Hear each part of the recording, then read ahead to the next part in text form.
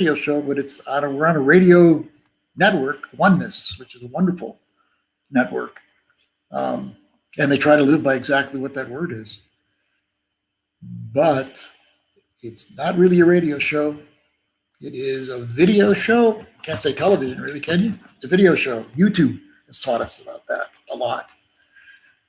So,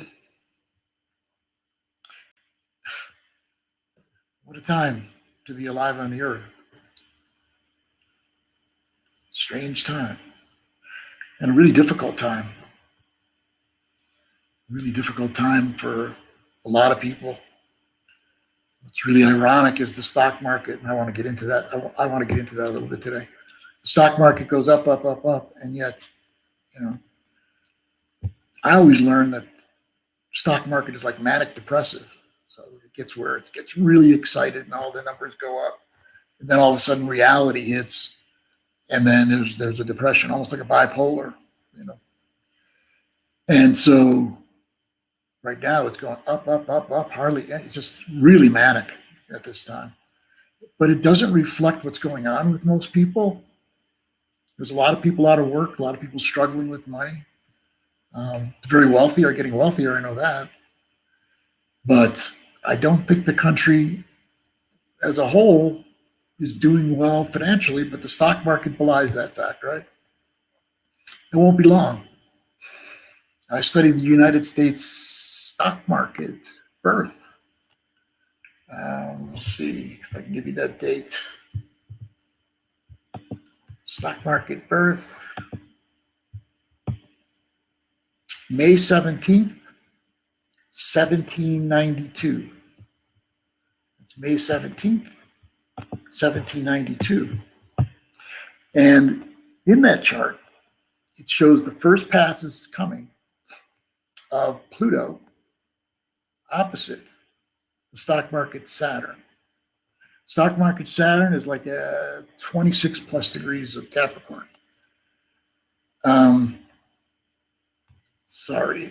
Cancer. It's Pluto's opposite that stock market Venus. So that means that, or Saturn, Saturn. I got so many figures to run in my mind today. Please see if you can be patient with me. I don't want to turn over too many times and look at my cheat sheet for what I've written down. So, yeah, it's the stock market Saturn that Pluto is opposing, and so that means you know what Saturn is in individual charts or countries or whatever. It's like the groundedness. It's like the stability. It's like something that's got structure to it. It's like a feeling of like everything is solid, everything is together. So with Pluto now making its first pass pretty soon, opposite that Saturn, and it'll be doing this for like 2 years, opposing that Saturn, stock market Saturn. So you can count on, this manic to not be very much longer. I feel fairly confident of that. So remember, Mercury is retrograde now. Went retrograde on the 30th, and it stays retrograde until the 20th of February. There's a lot, people that have lived through it, they know what Mercury retrograde is. When you just start into it, it's people make it's only about your equipment failing and things like that. Well, that does happen. But really what Mercury retrograde is about is like Mercury's our mind and our communication.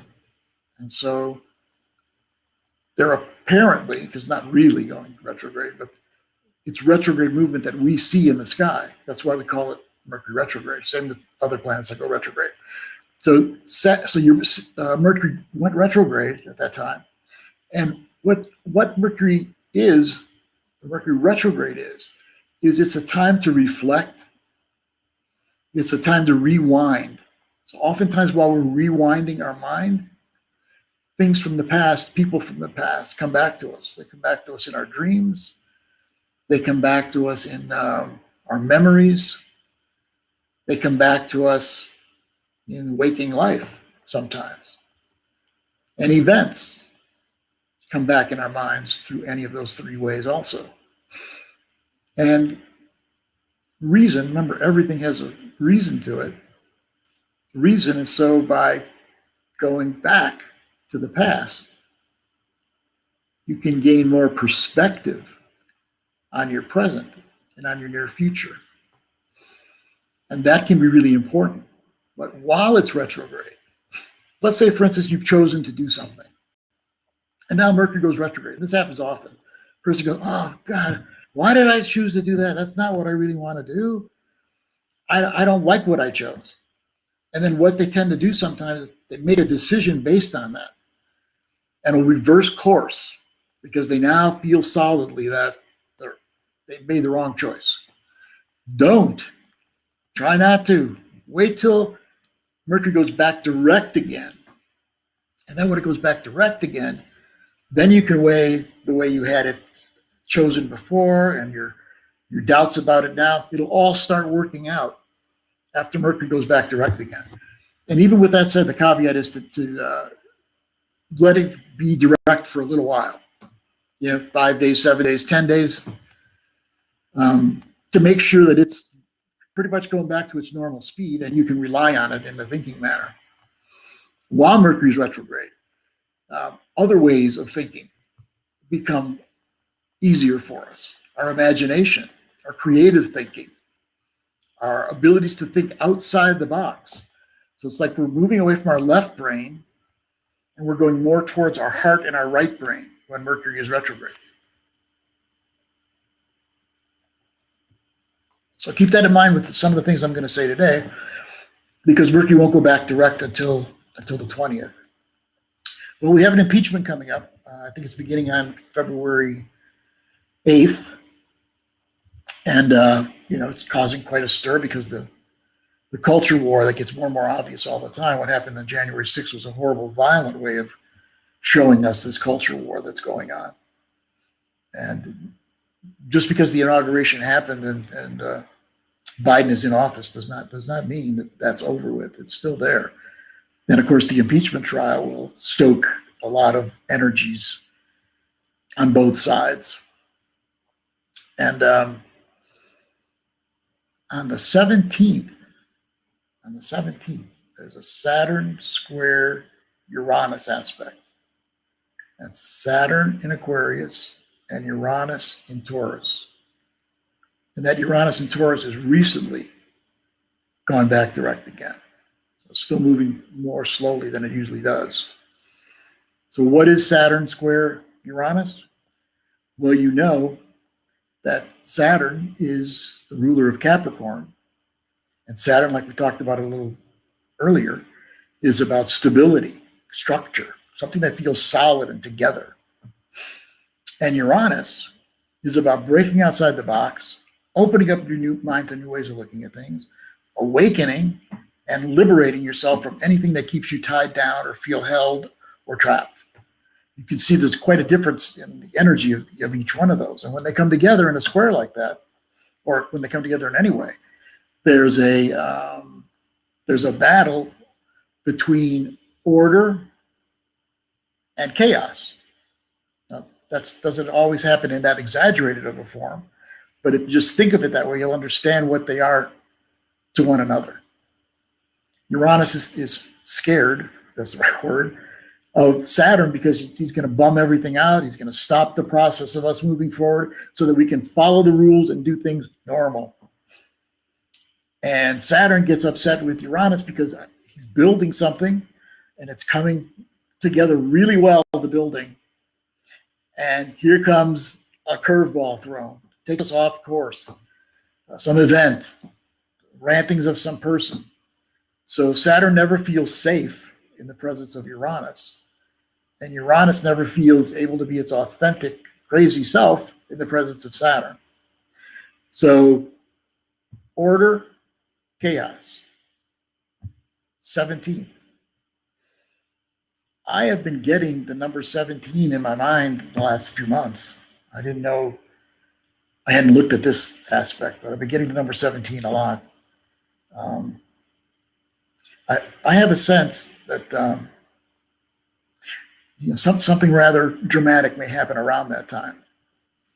Not necessarily on the day, though that could be, but it should be a turning point forward, and maybe the impeachment process is part of that. I think people might be a little bit surprised at how that impeachment process is going to turn out. I really do. But even if it doesn't turn out with a big surprise, it's going to really galvanize both sides. They're both going to feel kind of stoked around their intolerance of one another. So what we need to do is to stay as centered, calm as possible. Try not to draw sides in the way where the other side is the enemy. That's when we start getting off course. When we make someone that disagrees with us or a movement that disagrees with us, we make them the enemy. Then we've kind of lit a match to something that can't turn out well. Wars get started that way. And war is something that we need to be concerned about this year.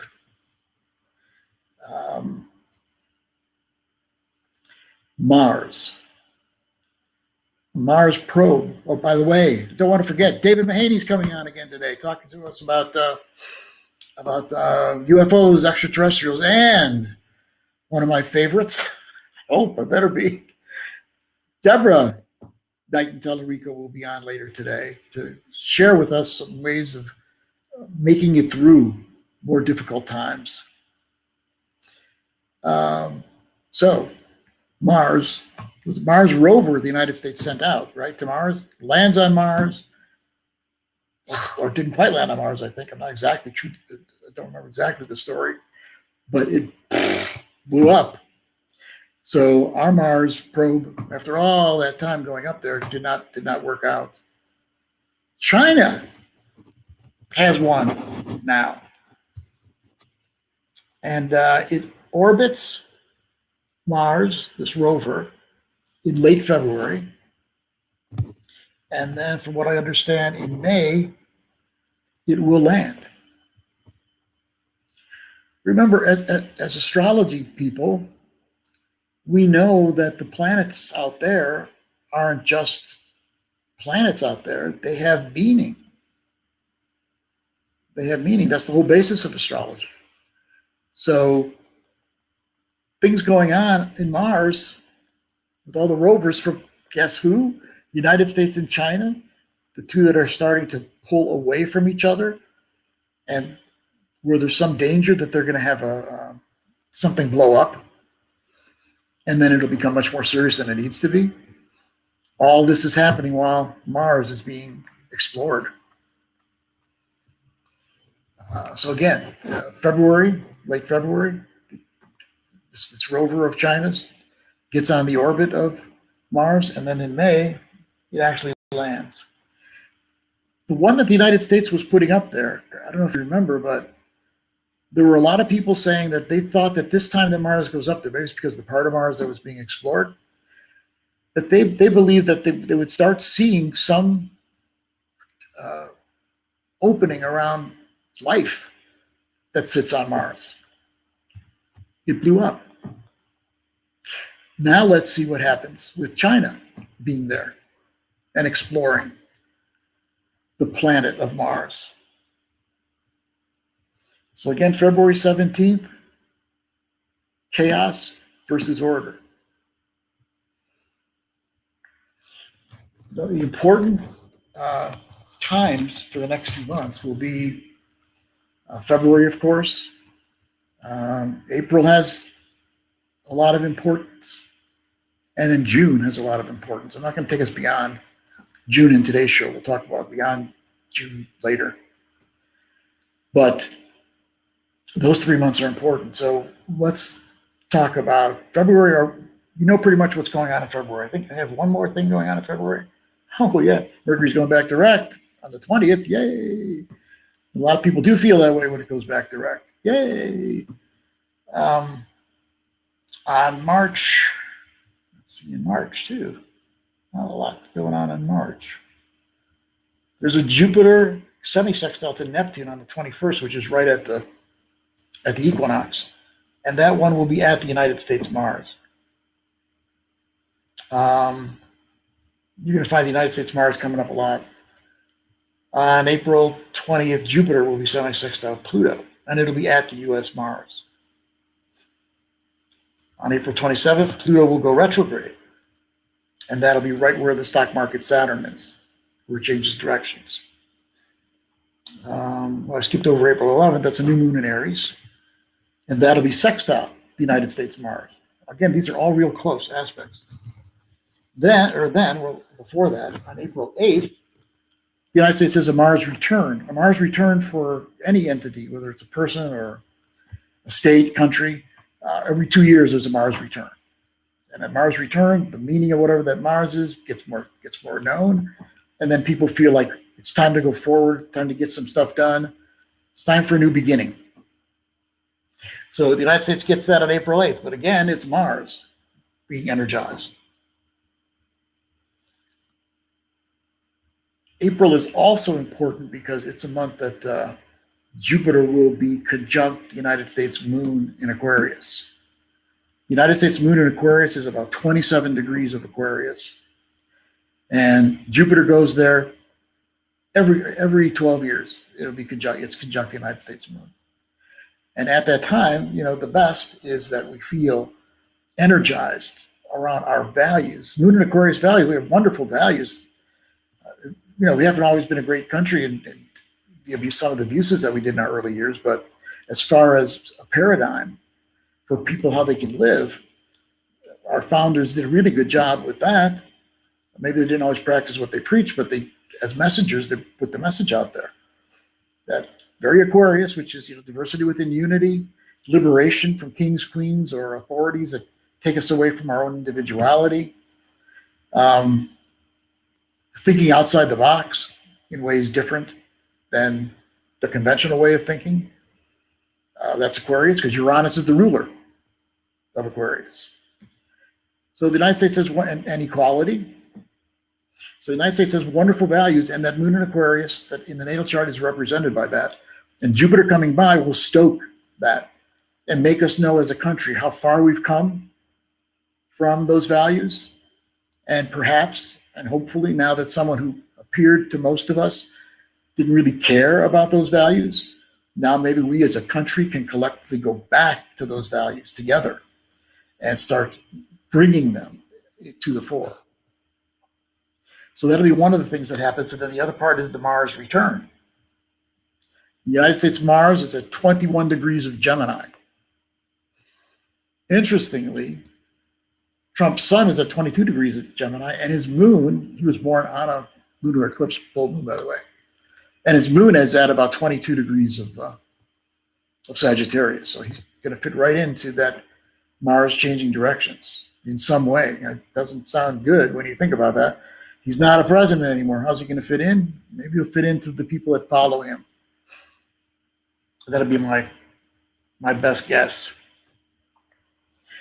So happening at the same time as all the Mars energies, I haven't even gotten to June yet, but besides all the Mars energies that are out there, there's also, which means, conflict usually, and military and police and things like that.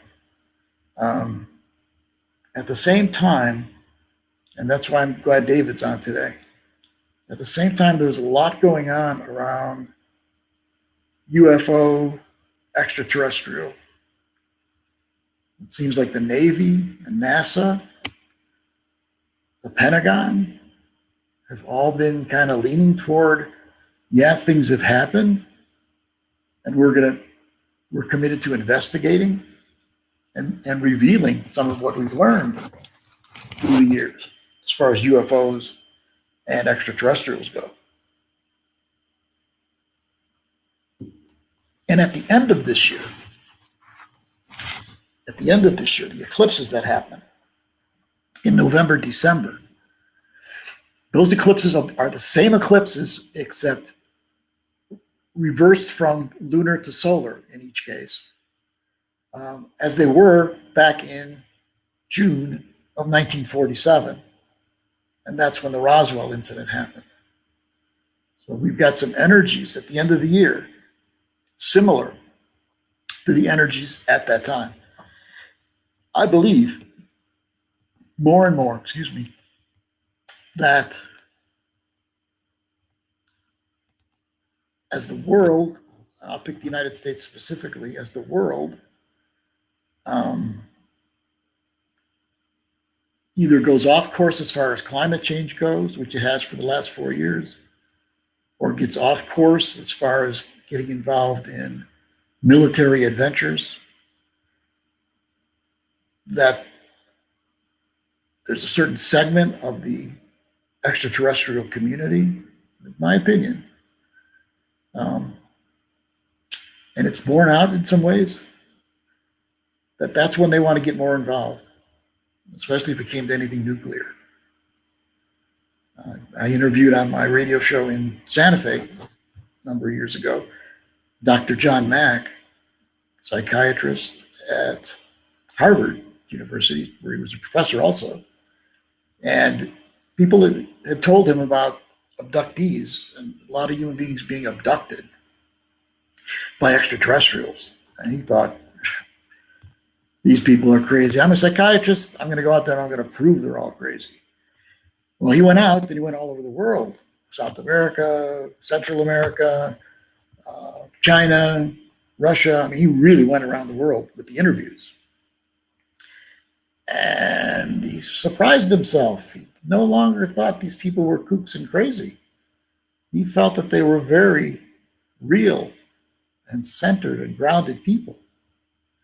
And a lot of them had the same stories as one another. And one of those stories was that the world is going over the edge in the wrong way, and we need help to get it going back direct again. As far as climate change goes, and as far as tendencies to go to war go, and using nuclear weapons. That was a common theme on the people that were interviewed. So since this year, it's looking to me, with all the Mars that I'm seeing, that there's going to be a tendency toward serious conflict on the Earth. I think that's one of the reasons that they seem to be getting ready, showing themselves more. I think it's because David could give me his opinion too. We'll talk back and forth a little bit later, and see what he thinks. So June this year. Keep in mind the Roswell incident happened like June, July, something like that. Just to refresh your memories or to give you something that maybe you hadn't heard before, that like in June or July, because early July in 1947, that there was a crash, and it was announced as a flying disc that crashed by a military person, announced that. And then once other people in the military found out about that, they did a retake, and they said that no, it was just a weather balloon that crashed.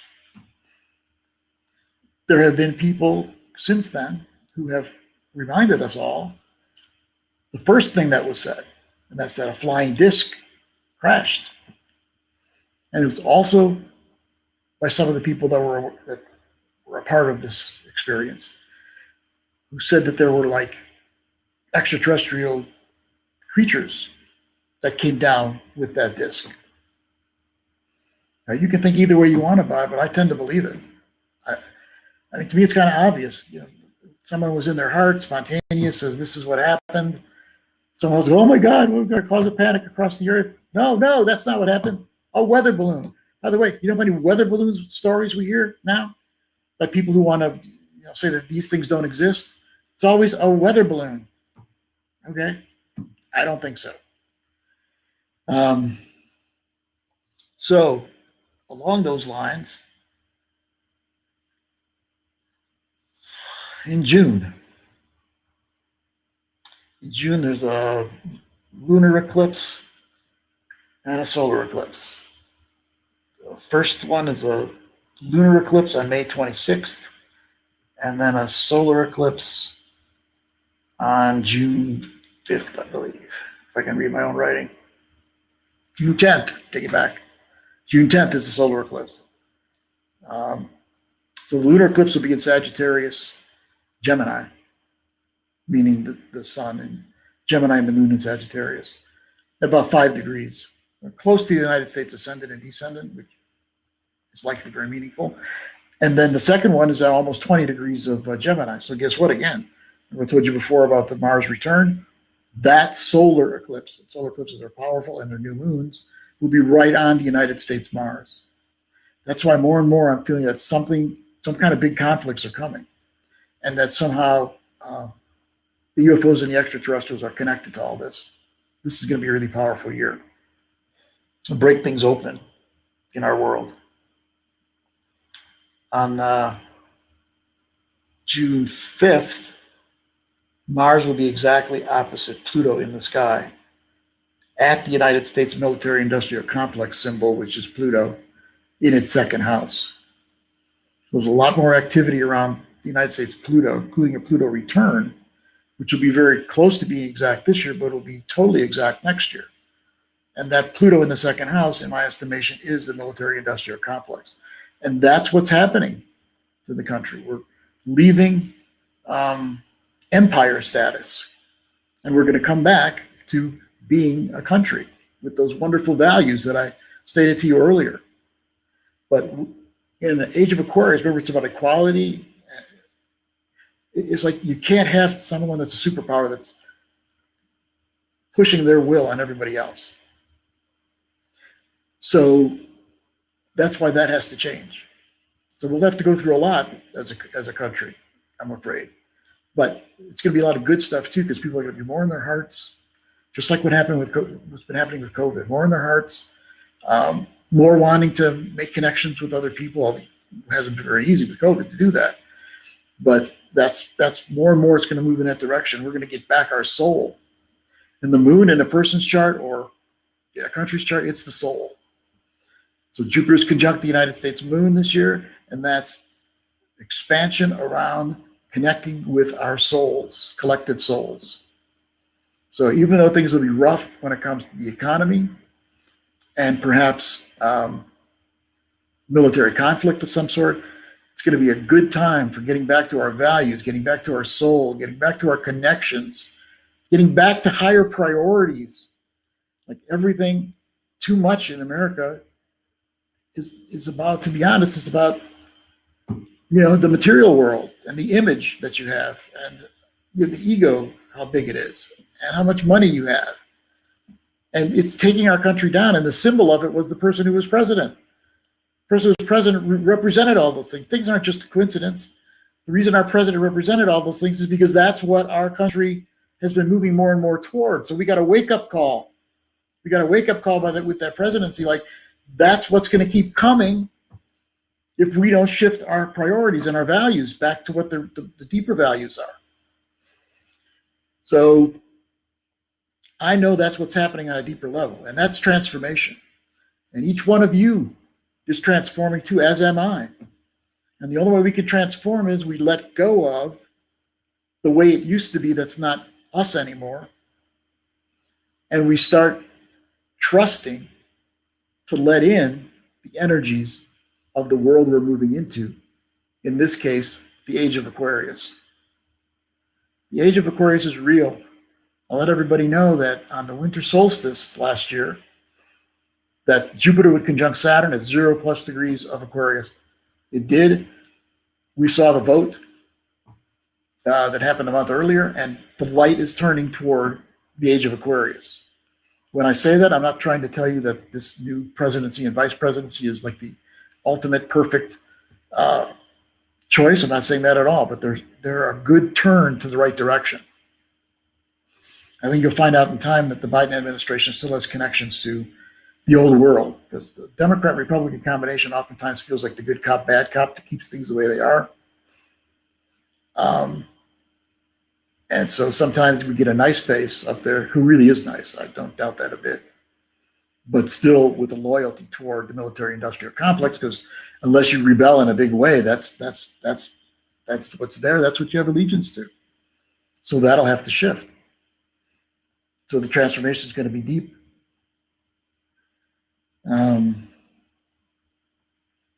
Okay. I think I'm getting ready for our two wonderful guests. I think we'll go to David first because we've been talking about the extraterrestrials. David, if you're not ready, let me know. If you're ready, here you go. Hi. David, can you hear me? Yes, I can. Can you hear me? I cannot hear you. Do you have yourself on mute? Can you hear me now? No, I should be live now. Yeah, I can't hear you. Deborah, can you hear David when he's speaking? Hello?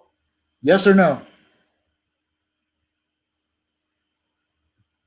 Can you hear me now? Let me see if I can hear you when I put you on, Deb. Deb? Yes. No, I don't hear you either. Must be something on my end then. Let me. Oh, I didn't mean to put myself on it now, but I can hear David. Let's see. Hi, Deborah. No, I don't have mute on at all. Can you two hear each other? Just nod your head if you can. Yes.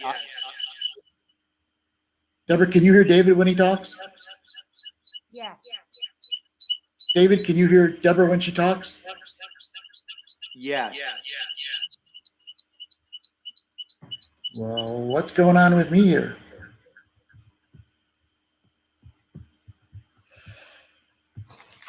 Gotta figure this out. I want to hear you two today.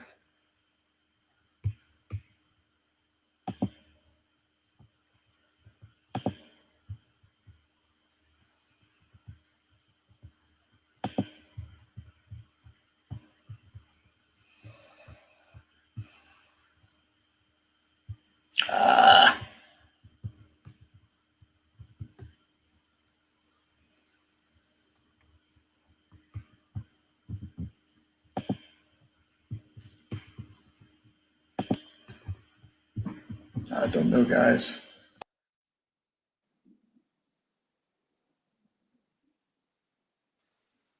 Can't hear you, Leo, now. Now I can hear you. David, can you talk? I don't know why. I can hear you now. Okay. But you can't hear David, Leo?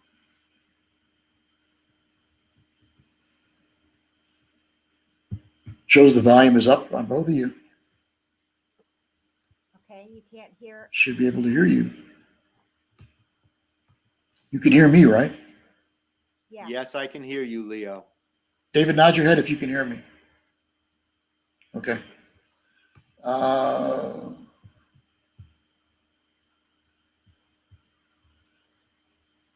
Deborah, have you got a moment? You want to come in here for a second? See if you can see something that I can't see.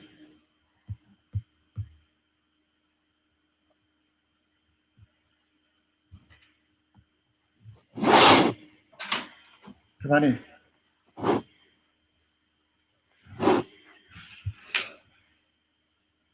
It's down here. It's mute, not me.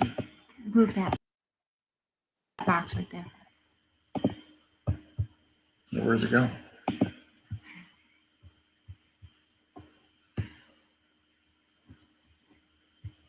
Go on up here to his thing. Or over here. It's his right here, down here. Yeah, that's where it is. Now it's muted. Okay, unmute it. It was. Okay. Can you see if you can hear David now? David, say something. Hi, Leo. I look forward to speaking today. Let me take the earphones out so if I can hear him that way. David, say something now. Yes, Leo. I'm looking forward to another conversation about Okay. UFOs. Okay. What it was is for some reason the earphones that were working earlier stopped working. I'm glad I got you back. Good. Yes. David, first, I'm sorry everybody that's listening in that we had that technical difficulty for a little while. David, tell me what you think about some of the things that I was saying about ETs and making the Earth a better place is part of the reason that some of these extraterrestrials are coming here. Well, I think it's certainly the way I want to look at the world and the universe, that it's that love is at the core, and that the nature of life is to sustain itself.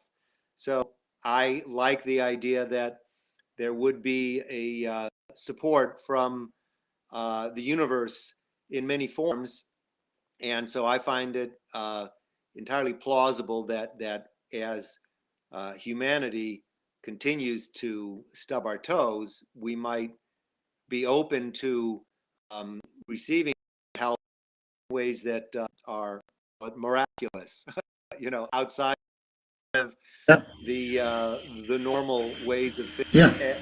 And I think also clearly there is a lot of information and reports and thought conjecture that supports clearly there's an increase in activity and discussion around UFOs. Those are both pretty well within the realm of the possible at this time. And as you say, the returning patterns to some of the encounters is another real. factor here. Yeah, that's real for sure.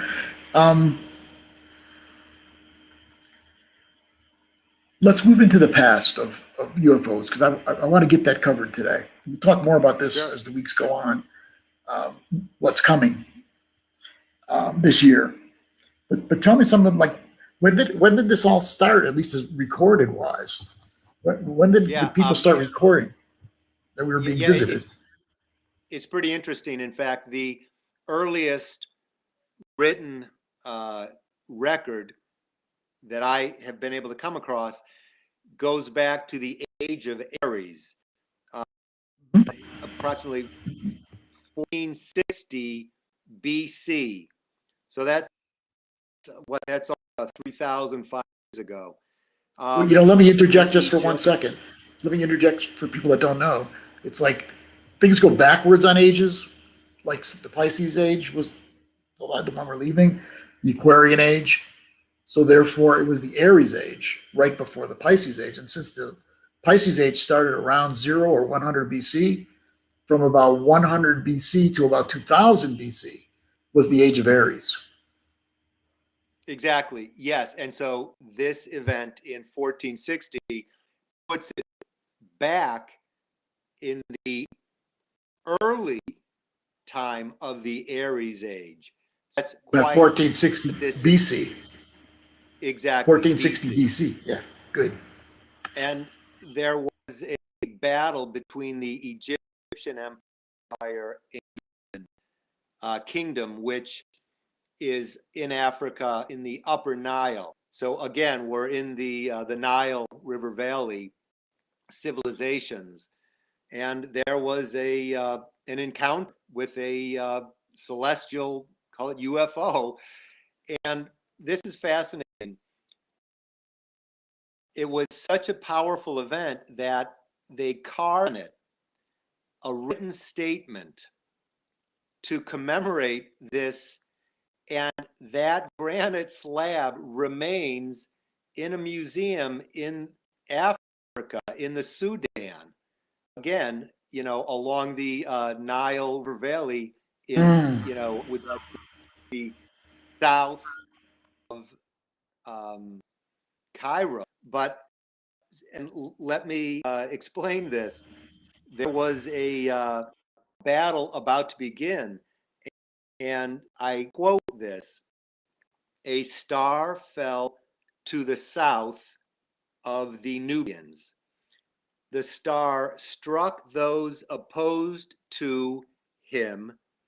None could stand. They had not their horses, as these had fled into the mountain frightened. Such is the miracle that Ammon did for me." This was Thutmosis, the Egyptian pharaoh, is making this statement. "Such is the miracle that Ammon did for me, his beloved in order to make the inhabitants of the foreign lands see the power of my majesty. Mm. So it's, it's carved granite. It still is in a museum in the Sudan. And that's the earliest record that I was able to come across. Yes, keep going. Coming forward in time, but still in the Egyptian period during the Age of Aries. In 1347, the pharaoh Aten was strolling along the Nile on a summer day. He looked up and he saw, quote, a disk, close quote, descend from the sky. The voice coming from the disk told him, and he was the pharaoh, to build a new capital for Egypt, which he did. That's an epical event. It changed the course of the Egyptian culture. That's a significant experience. It turns out that Akhenaten was the father of King Tut, and you had a little rivalry there. King Tut changed the capital back, with his building program to a different location, but nonetheless, in the reign of that pharaoh, he had an encounter and experience that was of such significance. He directed the resources of the Egyptian kingdom to build a new capital.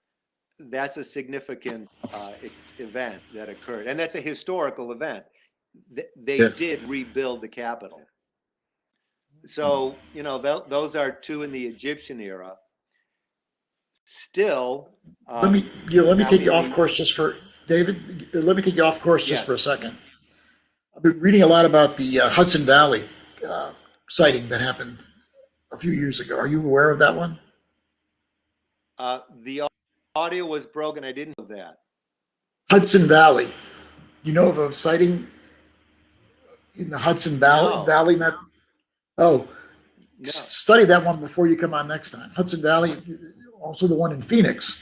I think it was 1997, the one in Phoenix. Those are two that are relatively recent that they're showing themselves more. I mean, the one in Phoenix, from what I know about it, is like there was this huge disc or triangle, I think it was, up above. And hundreds of people saw it, including the governor of the state. Yes, You that remember one that? is wide records.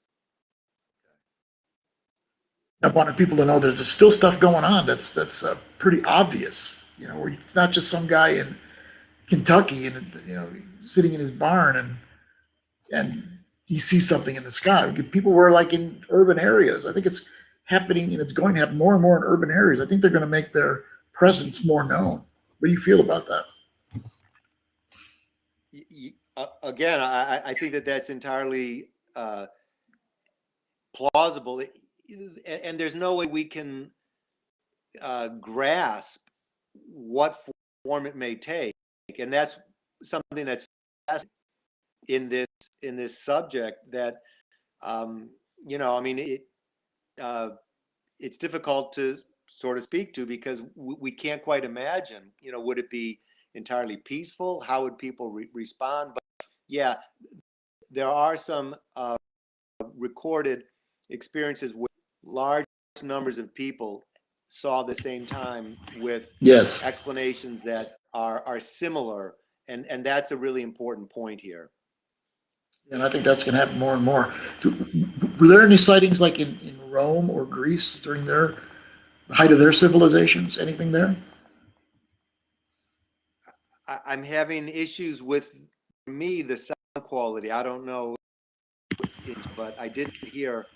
Yeah, in ancient Rome or ancient Greece, do you have any anything from those civilizations where anything was spotted and recorded? Oh yeah, definitely. several in Rome, both the Roman Republic. So this would be 2,200 years ago. So, you know, that's close to the end of the Aries age. age of Yes. Aries, just before the Yes. Piscean age. Yes. But historians, Livy, Pliny the Elder, and Plutarch all recounted, quote, phantom ships had been seen gleaming in the sky. And all of these authors are, you know, of equal credentials. These are the major historians of the Roman Republic, and they all have their own stories of the similar. Livy, in particular, wrote about during this winter, many portents occurred in Rome and the surrounding area. Many were reported and easily gained credence. A phantom navy was seen shining in the sky in the territory of Amertium. Beings in human shape and clothed in white were seen at a distance, but no one came close to them. Something that's also interesting, but on Rome, during the Roman Empire, the historian Cassius Dio wrote out, quote, a fine rain resembling silver descended from a clear sky upon the form of a goddess. That I don't have any more of his, but you know, there's another side. There were two from the Bible. So this goes to the Jewish tradition in 850 BCE. So this is earlier than the Roman Republic, but the prophet Elijah delivered a message to King Ahab that God would bring a drought to the kingdom. And then, quote, and I'm quoting the Bible here, the second book of Kings, quote, it came to pass, there appeared a chariot of fire and horses of fire, and parted them both asunder, and Elijah went up by a whirlwind into heaven, close quote. Huh. Yeah, that sure sounds like a visitation and then going back to where they came from. Yeah, exactly. And then again, in the prophet Ezekiel was abducted near a river in Iraq, quote, behold, a whirlwind was coming out of the north, a great cloud with raging fire. Also from within it came the four living creatures, the likeness of a man. Each one had four faces, and each one had four wings. Close quote. Huh? Again, Four faces and four wings. Wow. Yeah, so you know, that's the biblical tradition. There are these sightings. So yeah, through the ancient world, there's large numbers of sightings, and on the written record. And then Give me one more today, David. Give me one more today. Yeah, Renaissance would be good. Give me one more for today. I have to have time to get Deborah on it today too. Also, one more good one. That'd be great. Yeah. So here, this is where Leonardo da Vinci comes to our story. A very good friend of his was a mathematician. On 13 August 41 was visited in his study by 7 men. And I quote, the 7 men were about 40 years of age. They said they were composed of air, and their lives might even reach to 300 years duration. Evidently, this mathematician spoke with them for 3 hours in his study. They discussed immortality of the universe, and the one being said, quote, God created it from moment to moment, that if he ever stopped for an instant, the world would perish. So imagine that, a 3-hour conversation with 7 space beings during the Renaissance. I don't know. It's pretty I wonder what interesting. I wonder what language they spoke to each other. Yeah. Very good point. Yeah. So we can stop there for today. Today, more to come. We're back in 2 weeks. That'll be the 13th, 20th, on the day that Mercury goes back direct. Will be Yeah, our well, next show. we'll have better audio on that day.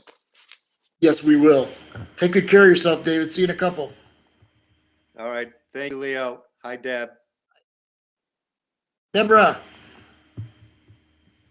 Hey you there. feel ready? Yes, can you hear me? I can now. Okay, good. So, hey, everybody. So I'm just gonna focus on. Leo said I was going to talk about making it through difficult times, and actually, I'm going to talk about the next couple weeks till our next radio show. And for me, making it through difficult times is a lot being connected to the natural cycles, to the earth. You know, being in nature as much as possible, spending time with yourself in meditation, and connecting with what's going on astrologically, and just whatever you can do to stay grounded and connected to the earth.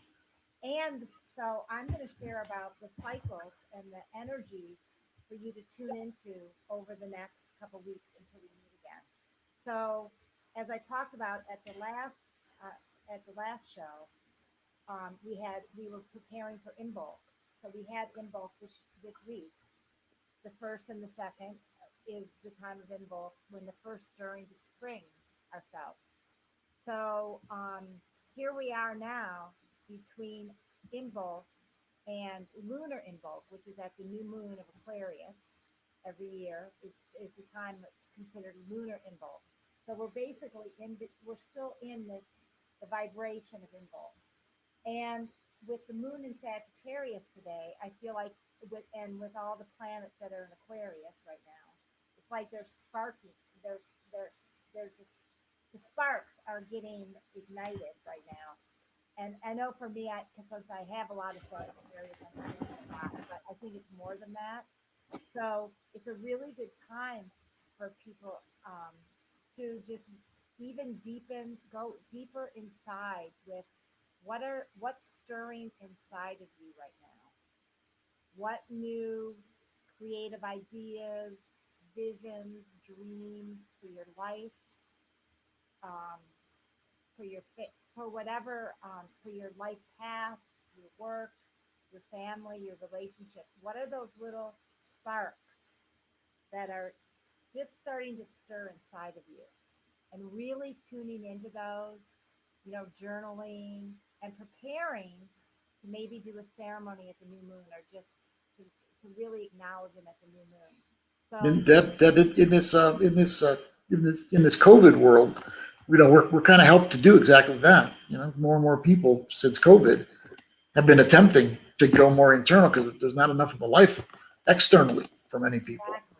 exactly. So this is a wonderful time because it's the dark moon, the last quarter moon. Yeah. It's a really good time to go inside, meditate, journal, and tune into these little seedlings of vision stirring. And at the dark moon, and the last quarter moon, it's always a good time to cleanse, release, and clear, which is part of also the theme of Imbolc, is cleaning the slate, clearing your altar, cleaning your home, releasing old debts, just whatever it is to get your life, more clear and cleansed. And then at the new moon, it's that the energies of the rebirth of the new cycle. So it will be in Aquarius. But I wanted to mention also this week. So we're in the last quarter moon, and then the moon is going to be dark right before the new moon. So it's that time of winding up the old cycle, releasing whatever blocks you might have to your knowing your own puzzle piece. Because Aquarius, to me, is also about finding your unique place in the whole, in all of creation, in humanity, on our planet. Like, what's my unique puzzle piece? And really tuning into that. So this week, in the last quarter, is a good time to tune into that. And on Wednesday, the moon will conjunct Venus in Aquarius. So, and that's in the cycle of Venus. That is one of the gateways of Venus. It'll be at the Earth.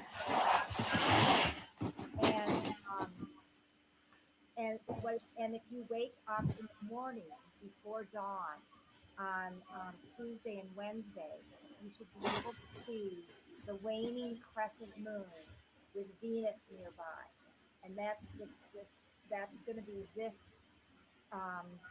Tuesday and Wednesday that you should be able to see that. And when it's exactly conjunct is the gateway, so it's a turning point in the cycle of Venus, and with the conjunction to the moon.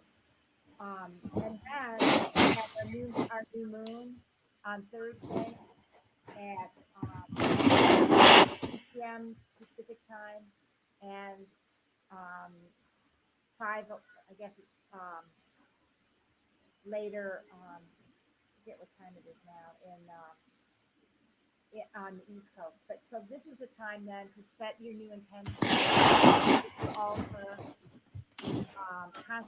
consecrate your sacred objects, and set your new intentions that you've been tuning into are stirring in deep inside you. So it's a good time to